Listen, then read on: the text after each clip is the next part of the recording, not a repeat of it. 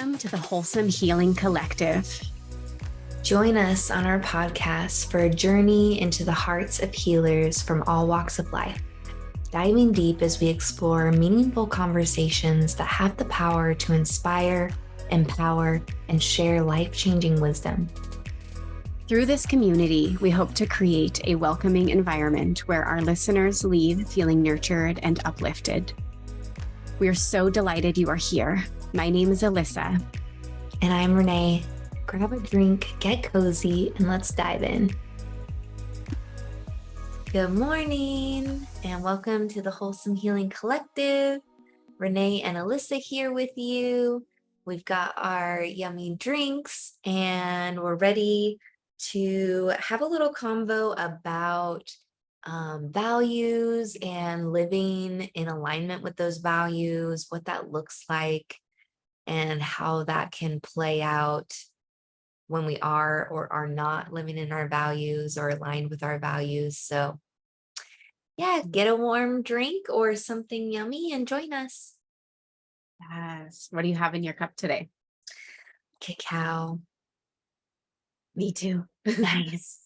Yeah, I'm on day 3 or 4 of giving up coffee again.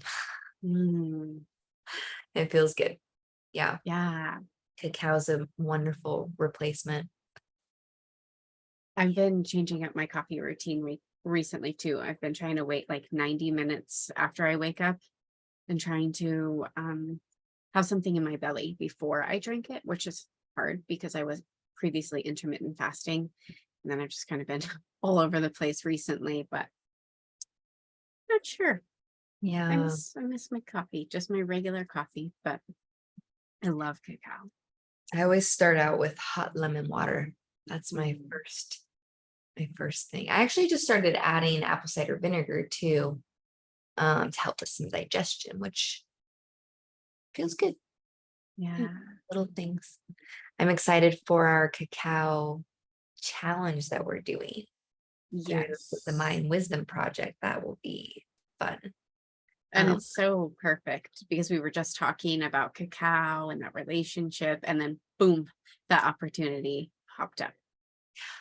That's actually a perfect example of a subtle way I feel like the universe is aligning with us, aligning with our values.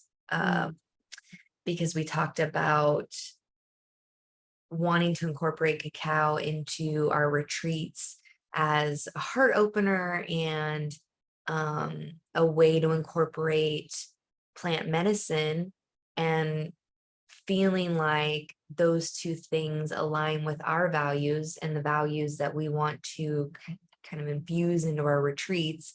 And then almost immediately the universe is like, oh, here's a resource to learn and a challenge to do it yourself, and all these recipes that they're going to give you for different ways of using the energy with these different recipes. And I just think that's a wonderful example of how the universe will kind of line everything up for you when you're taking those actions that align with your values. I love that. And it's actually so funny you share that, because yesterday my son was cleaning my truck out. So he was outside and I was inside working. And then I was like, I'm calling in however much money I said, because I want to do this next thing. And then I just like, let it go. And my son walks in and he goes, here's some money. And he throws me down like 20 pennies right on my desk. And I'm like, oh, look, a wheat penny. I'm like, wow, thank you, universe. That was so beautiful. And to take a moment and realize the miracle is what keeps those pieces coming back to you. Yeah. Those little pauses to be like, I see you. Thanks, universe. Yeah, it's so beautiful. And it goes to show too, I think that's a beautiful example of the importance of having that gratitude, even when it is 20 pennies towards what it is you're calling in, because that is the little breadcrumb from the universe telling you you're on the right track, you're doing the right thing, you're releasing it in the right way. And that's the the gratitude for that little breadcrumb makes the next breadcrumb bigger, right? Yes. I love that. That's so beautiful. So coming back to our cacao challenge, kind of really just helps bring us into right relationship with this sacred plant medicine, getting the resources, the knowledge that we need to create this relationship with cacao. Do you want to talk a little bit more about being in right relationship with some of the things that we do? Yeah. I think it's been so interesting to learn about this concept. In some ways, I think it's built into us naturally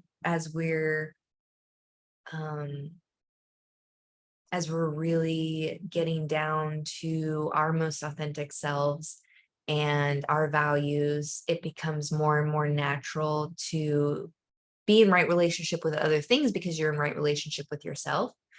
Um, so in some ways, the path has been organic, and then in other ways, I think the deeper level of it is this right relationship concept coming in strong from some of our mentors. And we both learned from Robin Riviera, and she really drives this important teaching home. And she says something, and I might not say it just right, but she talks about how things have consciousness when we give it consciousness. And sometimes we think of something as being lifeless when we can actually give it life. Not to say that things don't already have life. Like, I think cacao being a plant medicine, it came from life because it came from a plant. So it already has its own essence. So I think that's a little bit different. So I'll just note that. But even things like, like maybe I have this special pen, and this is the pen that I journal with, and it's the only one that I journal with, and it's by my altar every day. And it can be this inanimate object that means absolutely nothing, or I can give it life and consciousness and develop a relationship with this tool that helps me channel information that's coming through my meditations and putting them on paper, and becomes totally different because of the intention I put behind it and me giving it life. Mm, I don't know if that was a great explanation. that was so beautiful. I Yeah. absolutely love that. Makes me want to go get a fancy pen to journal with. Mm, Um, but it feels right to say, um, especially with things like plant medicine, that it really does have an energy of its own that brings the power into the medicine that. mhm, And I think that's true with any plant medicine, even, going and eating spinach.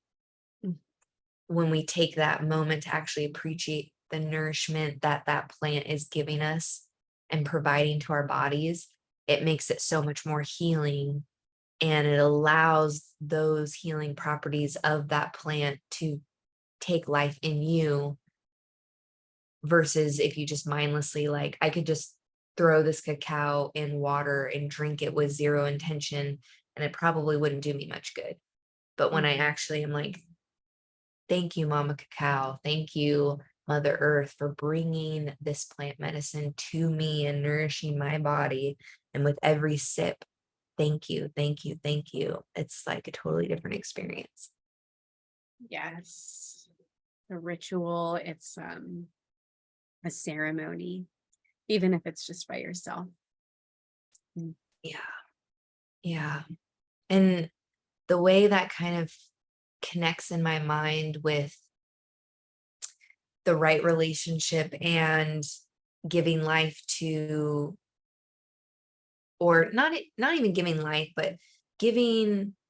Robin also says something is sacred when we make it sacred. And mm, I think that really applies to the modalities that we teach with breath work and yoga. Yeah, you can breathe and you can stretch, or you can do breath work and you can do yoga, and it's different, and the reverence and respect for the deep healing potential of those modalities is the right relationship Mm, versus I'm just going to go show people how to move their body around on a mat. yeah. There doesn't really feel like there's anything special about that. Or I'm going to use these poses to help people connect with their breath and go inward. And that's totally different. So, Yeah. And from like an outsider position, I'm not a yoga teacher, but I know yoga has, these different poses, and you need to be in the right alignment inside of these poses so that you don't cause injury. And you went through yoga teacher training and you learned this alignment, you learned the poses so that you can gently, safely guide people through a yoga flow, which is completely different than just stretching with. yeah, I think you're touching on another great aspect of that concept of right relationship. It's not just our intention, but it's also doing the work to doing the work and having the respect for those teachings to actually learn them and Mhm. and put in the hours of learning is part of that right relationship so that you can facilitate in a safe way. Because one thing we were talking about before we started recording is that idea of with great power comes great responsibility. And these modalities like breath work and yoga are very powerful, so they can have powerful healing effects, and they can also have powerful harming effects if we're not in right relationship by learning, doing the work, getting the certifications, becoming trauma informed. I never knew until breath work how important that is. And now that I know that personally, this is just me, I don't think I would go to a breathwork facilitator who wasn't trauma informed. I certainly wouldn't go to one that wasn't certified, but the trauma informed piece is such a deeper layer of what I would consider right relationship because of the safety it brings to the containers and the ability that that knowledge gives us to hold people in a safe way and allow them to go through a process that they couldn't go through or would have difficulty going through on their own. Like that's why we're here, is to help them through that. And if you're not in right relationship with the tool, if you haven't done the work and done the practice and gone through it yourself, you're Mm, not gonna be able to hold other people in that. yes, gone through it yourself. That is such a major piece. Sam was always saying, like, taking you through this process so that you can take other people through this process. And we definitely went on a deep journey inside of both containers. So we knew what it was like. And something else came through that safety piece, that trauma informed training. We know what a trauma response looks like, and we know what a safe process looks like, and we can allow those emotions to be here because we know that it's unfolding in a safe way if that's what's happening, and we're not uncomfortable with the emotions, we're not uncomfortable with the crying. And somebody who doesn't have that training may be uncomfortable with that. They might not be able to hold that, and they might want to run from that or tell people they need to stop because it's uncomfortable for them. And Mhm. that's huge, so huge. And when that happens, that's when people unintentionally cause re-traumatization because Mhm. they weren't able to hold someone else's process and either stopped it or created a less than desirable outcome in that scenario. And then that poor person didn't get to integrate that, Mm. or didn't get to go through that full process so that it could be complete. And then both people are left in not a great place, needing Mhm. support. So yeah, so important. So, so important. So Renee mentioned making sure that your practitioner, whether it's yoga or breath work, is certified, is maybe being trauma informed. That is a nice layer to have. You have a choice in who you use when you seek yoga therapy or breathwork therapy or coaching. You get to look at their education. You get to ask them questions. And this is really passionate for me because I come out of real estate and I'm like, you get to choose your realtor. You don't just have to be stuck with the one at the open house. I'm like, you get to interview realtors. And it's the same thing. Like you get to ask the coach or the breathwork facilitator or the yoga instructor about their lineage and their training and what's it like when this happens and this happens. You don't have to feel like you're stuck with this person because you found them at one random location, if that makes any sense. Yeah. Yeah. And and for anyone who is maybe wondering, how do I start that, building that right relationship, or how do I maybe take a relationship I already have? Maybe you have a practice with yoga or breath work, but you don't really feel like there's this connection to it, or you want to go deeper. Um, just acknowledging that is, I think, the first step. Realizing, like, hey, I didn't even know that I could develop a relationship with this, and just acknowledging, oh, hey, I do. And that intention is a powerful first step, as small as that may seem. But that's what kind of shifts the perspective in the mind and will change how you then look at those modalities and then how you treat them. So I think that's a great first step. And then just learning about it, whether it's learning about the science of it, the alignment, or how the breath affects you physiologically, or learning about the lineage. Where did, maybe you love bhakti yoga, or maybe you love hatha yoga. They have a whole different story. And, Mm. you know, there are some lineages of yoga that are about worshiping, and there's some lineages that are more about using your voice and mantra, um and or study, or so there's just these different pieces that when you start to learn about the history, it's kind of like learning about your family tree, and it makes you feel more connected to your family. So by learning about the lineage or where these modalities came from, it'll help you feel more connected. Yes, I love that. When I did the research on the different limbs of yoga, I had no idea. I really thought it was just the poses, the asana limb. And there's 8 limbs, is that right? I really felt like I was creating a deep connection with my practice on the mat, and knowing that like when you step on the mat, this is your sacred time. Like this is the time for you to move your body and just create that relationship with you and the practice of yoga. Yeah.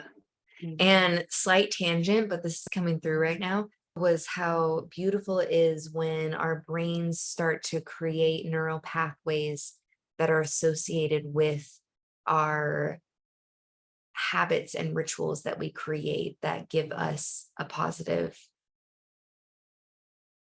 experience. Mm. And what the research shows is that by creating those strong neural pathways, by having a morning routine where you're going to your mat every morning, and it really doesn't matter what, it doesn't have to be the same routine or the exact same, it doesn't even have to be yoga. You could do yoga one day and then meditation and then whatever. But creating that sacred time, and creating that space for your nervous system to relax, it creates such a strong neural pathway that just by thinking of it, your brain will start to create those neural connections, and the outcome before you even do the thing. So with enough practice and enough of those neural pathways being built, you can think about going to your mat and your body will actually start responding to that as if it's already happening, even if you don't actually do it that day, because you've created that habit so strongly in your mind that you'll still get those benefits even if you don't do it. Granted, if you build that habit and then just stop, eventually that's going to fade away. But by building the habit, you create that response in your body before even getting there. So where that can be super beneficial is, say you're traveling and you don't get to have that same morning ritual that you have. If you were to think about it in your mind and walk through your whole process, even in a different place, your brain has such a strong connection and those neural pathways that you'll get the same benefit and outcome and physiological response because your brain knows what to do and you built that, even if you're in a different place doing a different thing. I just think that's so fascinating. Yeah. I bet that's pretty similar to people who have like an alcohol addiction who drink, religiously at 5 o'clock, and that physiological thing just plays out in their brain. And why it's so hard to quit that addiction is because of those Yeah, neurons. that's a great Um, flip side of the coin. yeah, so you can use it for good, but it also can be used for bad. And we can certainly do another episode where we talk about alcohol. As I've mentioned, I'm alcohol free and I'm shooting. I don't have any end date, but I've got 888 days coming up sometime soon. And I'm like, this will be kind of fun to obviously make a post about, but that could also be the day we record, or around that time we record the alcohol episode. Yeah. Um, yeah. So, um, we talked a lot about right relationship with practices and objects. We mentioned values at the beginning of the episode. So I'd love to ask you, what are your personal values? And are they different from your business values? Or for me, I feel like I have a category of motherhood values, coaching business values, and then my personal being values. What Yeah. about you? Yeah, that's beautiful. I think I'm still developing what that's going to look like in the different categories, but I totally agree that it's almost like you have a different set of values for each of those categories and relationships in your life. Um, and that really resonates. And I think Yeah. that these two things connect up really well. The being in right relationship with your values means that you're moving, operating, behaving in a way that's aligned with your values. So we can have our values, but if we're not in right relationship with them, we're living things out that don't align with them, right? Mhm. And I think one of the big ones for me that's probably will be a common thread in all my categories of values is integrity. Um, and I think honesty kind of goes hand in hand with integrity. But I always like to say that because it's so important to me. Um,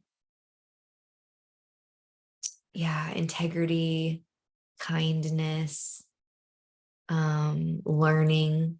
Learning is a huge value for me. I'm one of those people that, and I think this is a Tony Robbins quote.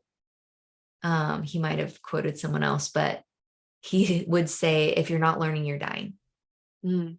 And it's like a pretty harsh quote, but that's how I feel. If I'm not learning and absorbing information, my life feels stagnant and depressing in a way. And that sounds a little dramatic. But that it feels like a huge void in my life if I'm not learning. So that's definitely a big value for me.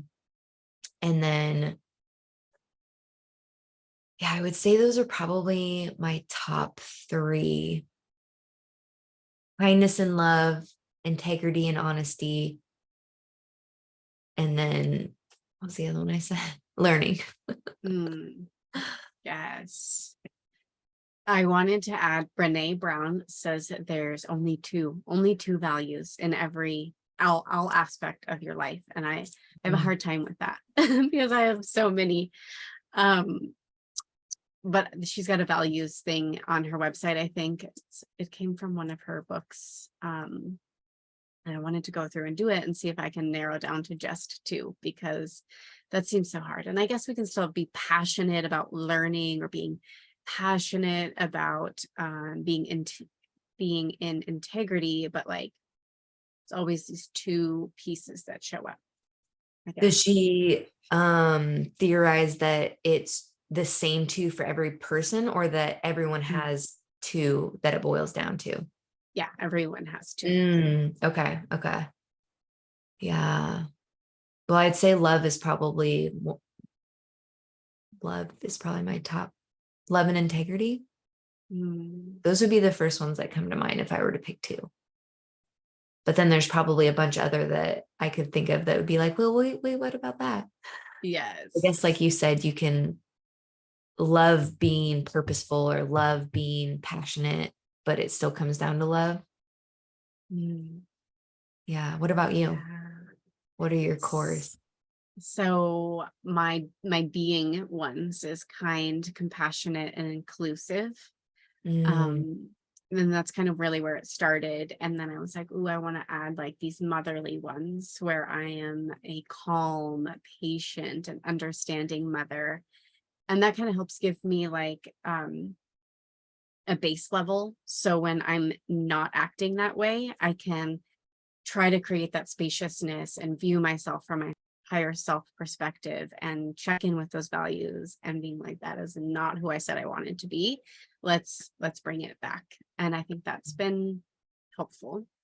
And then when we went through the coaching program and we learned about the pause coaching qualities, I was like, ooh, I really like that. I want to make sure that I'm embodying that.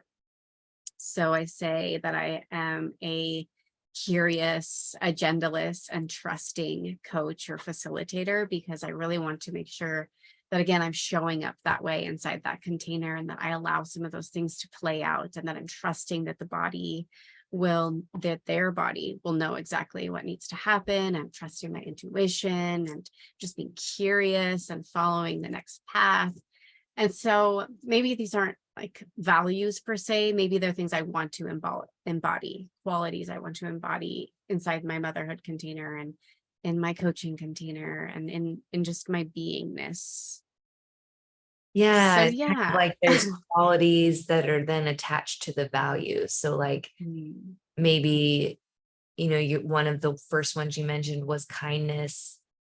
And in order for you to live in alignment with your value of kindness, you embody the characteristics of being calm and patient and nurturing.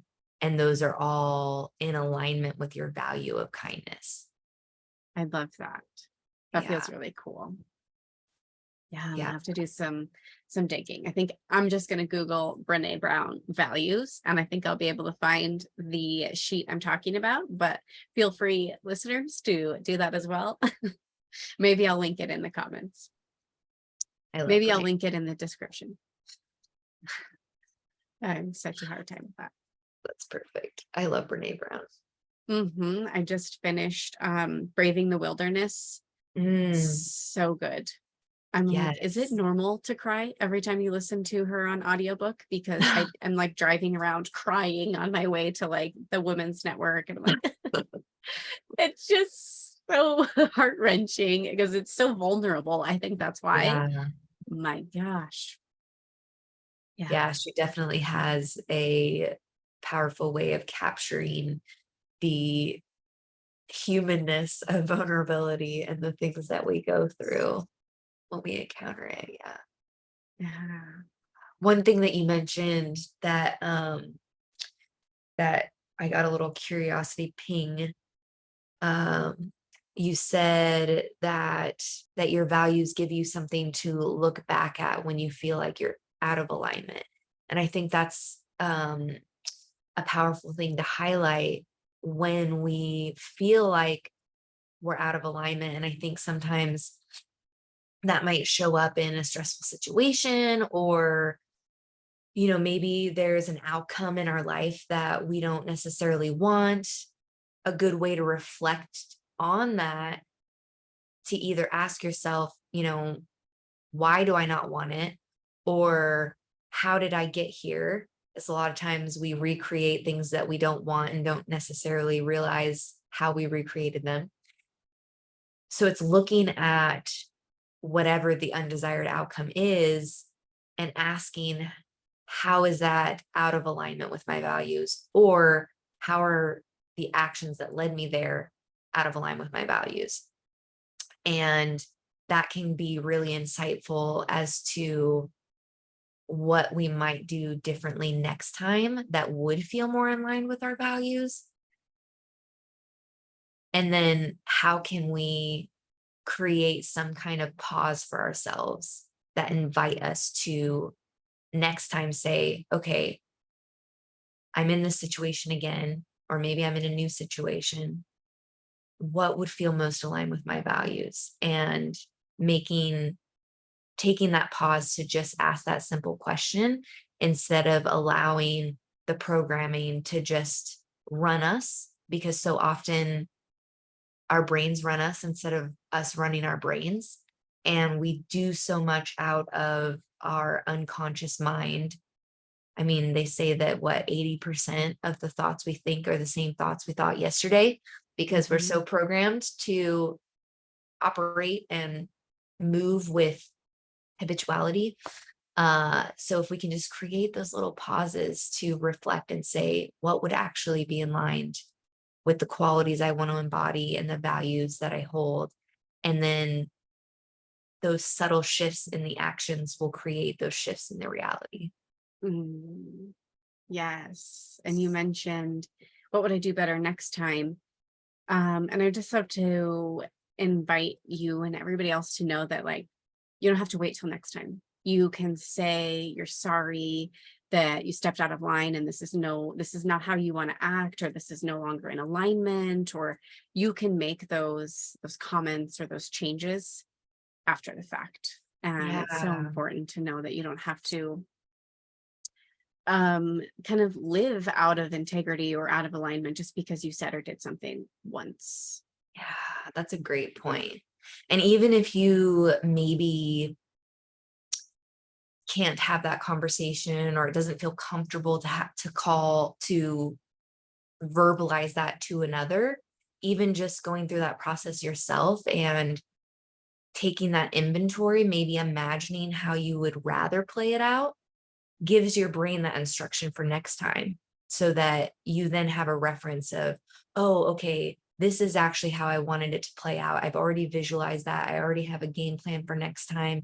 And it gives your brain a blueprint to work with. So even if it's valuable to have that in reflection either way, for sure. I love that. That's so beautiful. What would you say your number one way of pausing, and what's the way that you pause before you react or make your decisions that might be helpful for people who are used to just reacting to their environment? Yeah, I'm laughing because it's my breath. It's we talk a lot about our breath, and really it is the easiest and best tool to take conscious control over your life. So just taking that one nice inhale into your belly, maybe into your heart, and checking in with, how am I showing up right now? Is this who I want to be? And if it's not, I get to change that in this moment. Yeah. Yeah. That resonates. Yeah. Do you have a different tool? Do you have a different suggestion? No, the breath is what I lean on. And I'll say what's coming through too is sometimes my mind might not know that I'm out of alignment and my body does. And what's making me think of this is the other day, um, I think the situation is irrelevant, but I was thinking about a situation and running through what I thought I wanted to do or how I wanted it to play out. And my heart just started beating so hard that it made me pause and breathe and say, okay, what are you trying to tell me right now? Like, I hear you. What is it? Because my heart was obviously disagreeing with the thoughts that I was having. And so taking that pause and then also listening to the body for when you need to take the pause, because the mind might not always tell you that you need to take the pause, or you might not always consciously think, I'm in stress right now, I should pause, or I don't like these thoughts, I should pause.